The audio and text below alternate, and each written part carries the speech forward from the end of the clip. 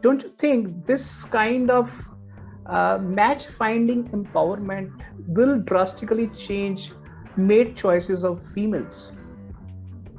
Absolutely, absolutely.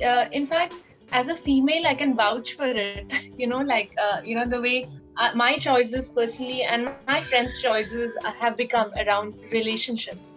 Around who I want to be with, and where do I put my attention. It just suddenly seems like women have all the attention that they probably couldn't have like 15 years ago, really, like with the advent of this social media, I would say. And I mean, just to align on the same line as yours, I like to point out the mention of the rise of homogeneous men and women from your article. And I found that so interesting because I never thought about it, earlier. Like, oh my God, we are actually living in such a society where, for example, like 50 people are actually looking at the same app at the same time. So I found that very impressive in the process of your research onto this. I mean, besides all other beautiful things that are more very particular, but this one is so relatable because it gives me like food for thought that, oh my God, it's actually true. So yeah, definitely we have women have it more easy, and as you said, like we are feeling like very entitled in some soft way to for attention and for options. We have a lot more options than 10 years ago, because nothing showed us that these options are available for you. I mean, no system showed us that. So now there are systems that are showing us that, hey, wait, this is possible. So yeah, I do believe that the choices and way we are choosing has changed. Yes.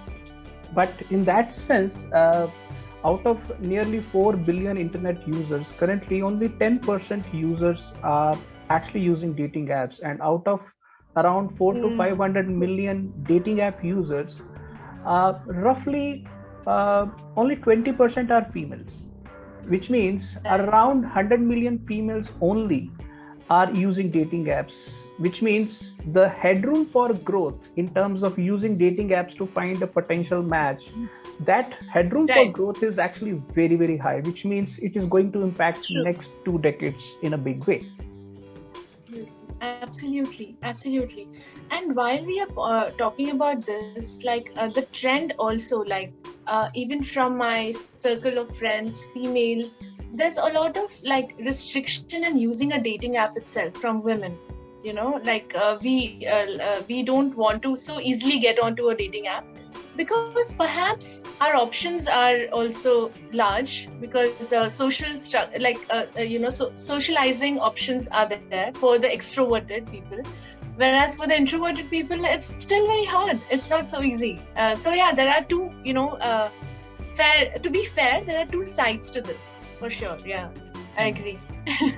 If we need to define contemporary society in a singular term, then I would say that 20 years back we were primarily living in monogamous society, but today we are living in monogamish societies, which means monogamy is okay, but if you transcend this, then you are broadly monogamish.